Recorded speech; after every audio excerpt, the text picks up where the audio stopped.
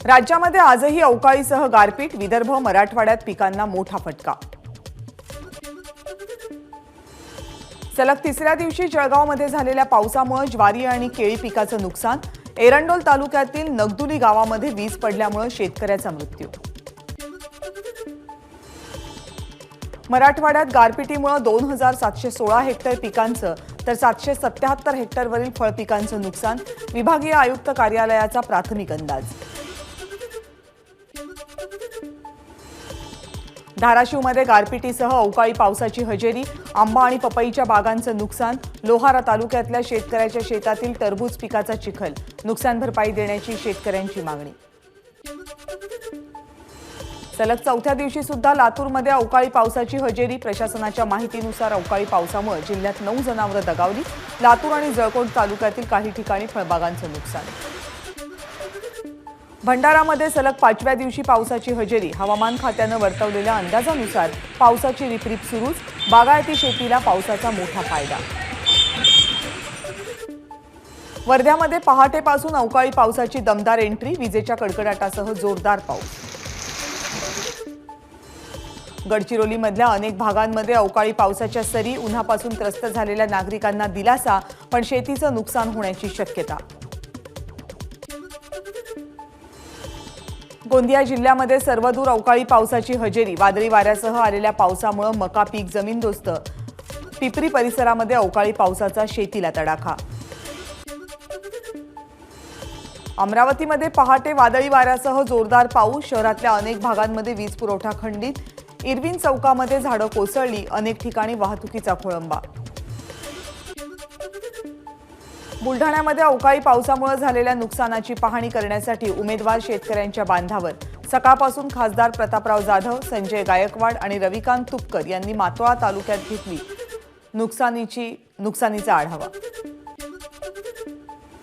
सोलापूरच्या माळशिरस तालुक्याला वादळी वाऱ्यासह गारपिटीनं झोडपलं। नुकसानग्रस्त भागाचा धैर्यशील मोहिते पाटलांकडून पाहणी दौरा।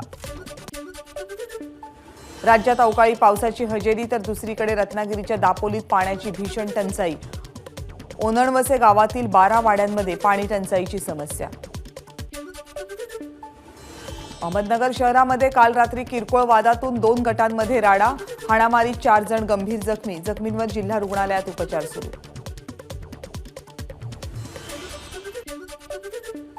रमजान ईदला नमाज पठण सुरू असताना ईदगाह मैदानावर पॅलेस्टाईनला समर्थन करणारे फलक आणि पॅलेस्टाईनचा झेंडा फडकवल्याचा प्रकार। सार्वजनिक शांततेचा भंग केल्याप्रकरणी मालेगाव कॅम्प पोलीस ठाण्यात 4 विरोधात गुन्हा।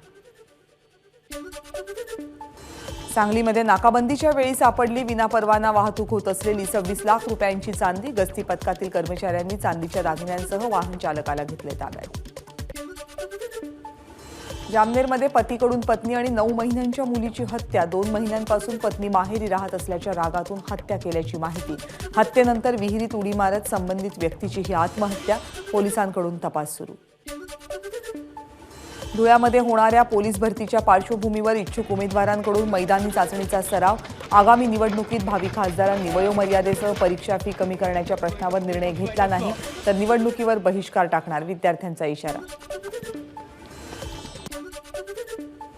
लोकसभा निवडणुकीच्या पार्श्वभूमीवर धुळे जिल्हा प्रशासनाकडून तयारीला वेग। महाकार्गो वाहनातून पोलीस बंदोबस्तात मतदान यंत्रे रवाना। गडचिरोलीतल्या 1442 ग्रामस्थांनी इंडिया आघाडीचे उमेदवार डॉक्टर नामदेव किरसान यांना जाहीर केला पाठिंबा।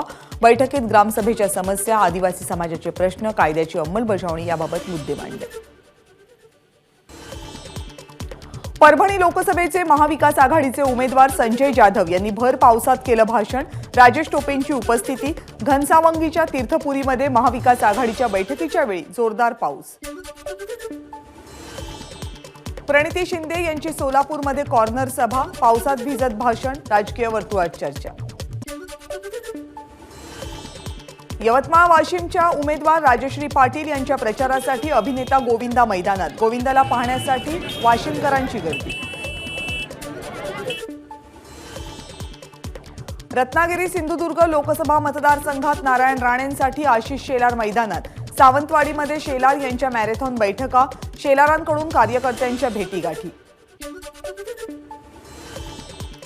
भाजपचे उमेदवार डॉक्टर सुभाष भामरे यांची बागलाणमध्ये प्रचार सभा, सभेला मोठ्या संख्येनं कार्यकर्ते उपस्थित. विशाल पाटील यांच्या उमेदवारीसाठी सांगलीमधल्या धनगर समाजाच्या कार्यकर्त्यांनी रक्तानं लिहिलंय पत्र विशाल पाटील यांच्याकडे सुपूर्द करत लोकसभेची निवडणूक लढवण्याची केली मागणी. छत्रपती संभाजीनगरमध्ये महाविकास आघाडीचे उमेदवार चंद्रकांत खैरेंच्या प्रचार कार्यालयाचं उद्घाटन, खासदार संजय राऊत यांच्या उपस्थितीत मशाल पेटवून कार्यालयाचं उद्घाटन सोहळा संपन्न, मुस्लिम महिलांची कार्यक्रमाला हजेरी. भंडाऱ्यामध्ये उद्या अमित शहांची सभा, अमित शहांच्या सभेवर पावसाचं सावट.